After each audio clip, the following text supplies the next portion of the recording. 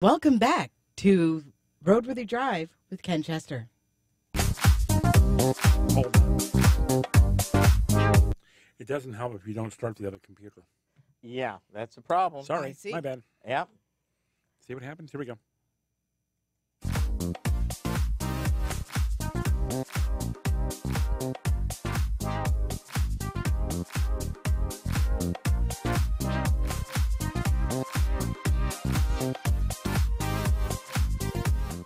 This is the last installment of this hour of RoadWorthy Drive. I'm Ken Chester.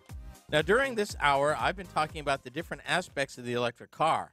Infrastructure, the metal lithium, the white petroleum of the electric car movement. And now, I am ready to discuss the cybersecurity of the electric grid itself and why it matters more now than ever before. This is the part Jack and Sasha have been waiting for. Okay. I need to find this gentleman. Okay. I saw a presentation a few years back who basically, he listed out everything that could possibly go wrong with the grid system and why the infrastructure needed to be updated. But I just need to find that guy and find that presentation. But go on. I'm going to start with this. Okay. What if I told you that the current model for the grid is outdated? That would be correct. Yeah, but I'm going to go a little further. Okay. What if I said that it's obsolete? Oh, you're going to have to convince me on that point. Good.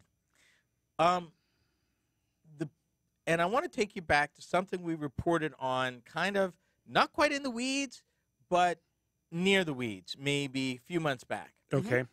Elon Musk set up battery power to capture the renewable generation of wind and solar power in Western Australia. Yes. Yep. They admitted it was the first time in their history that they were able to do that and give the province a predictable, regular, even source of power. Correct.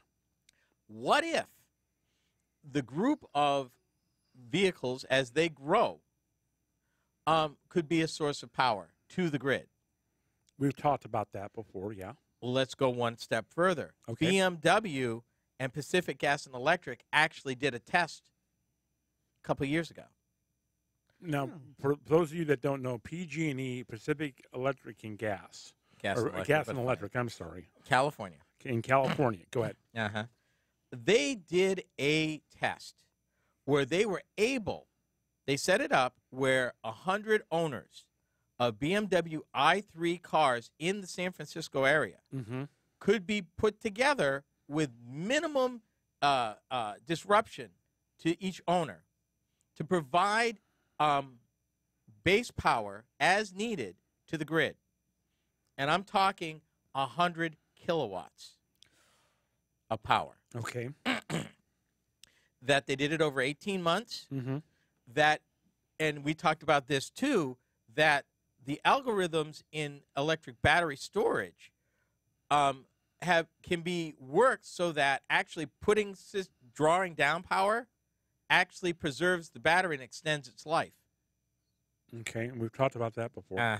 Well, this is the same model where as they needed power, they provided power into the grid. They pulled power from the grid at low times when their demand was low. And it was so transparent to the owners, they really didn't even know. There was no compromise. In other words, I couldn't drive my car at such and such a time or whatever.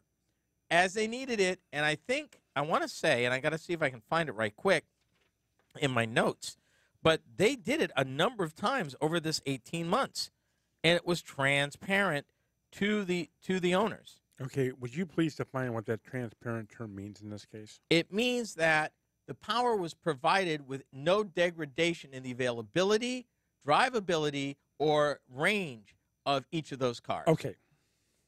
In other words, if people hadn't signed up, they wouldn't have known. Okay. You know, they had to sign up for it.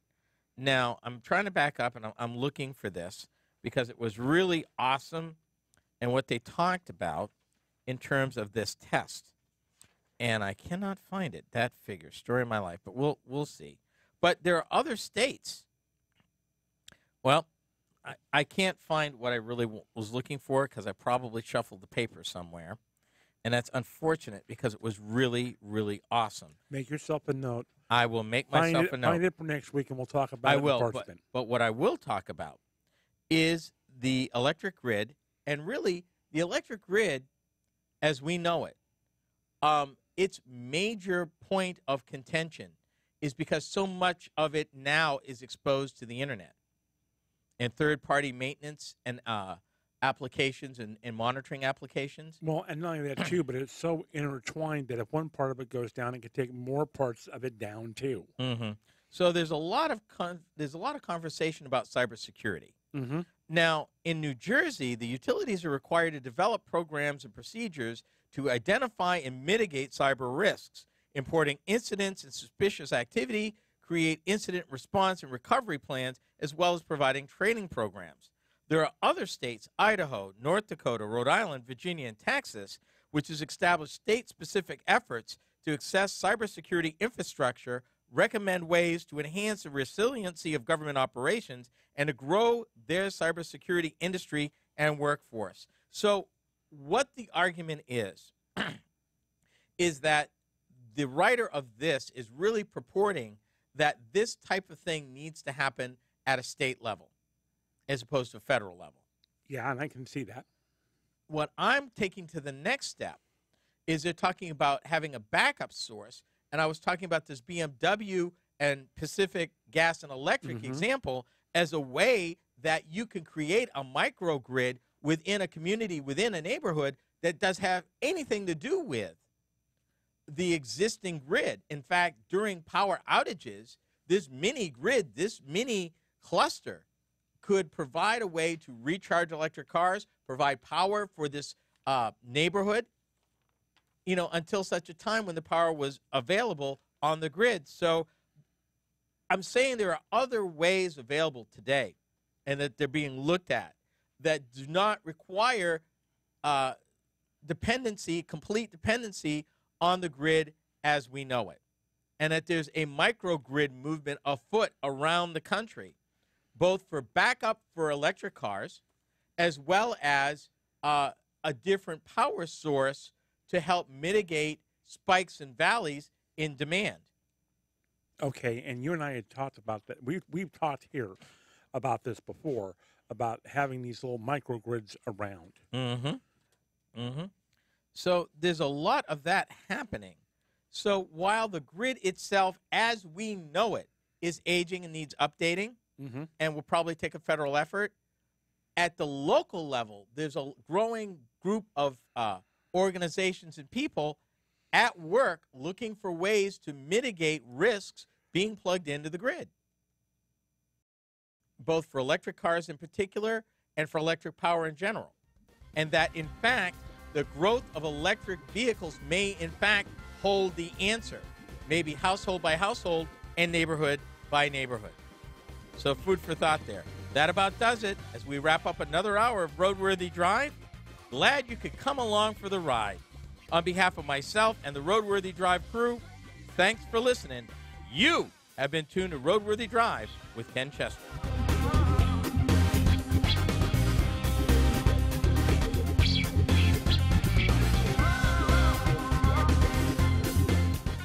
RoadWorthy Drive with Ken Chester is a copyrighted presentation of the RoadWorthy Drive Radio Network.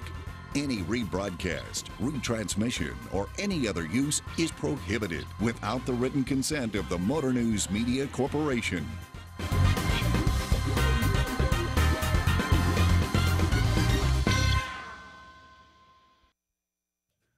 I found it, but what we'll do, it was more under the infrastructure part that we didn't get to.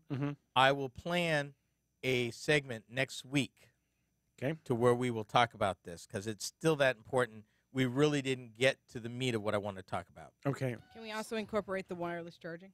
If there's anything to report. All we've got is that patent that was issued and that permit that was issued by the FCC. Okay. We don't really have anything further than that. We see where it could go.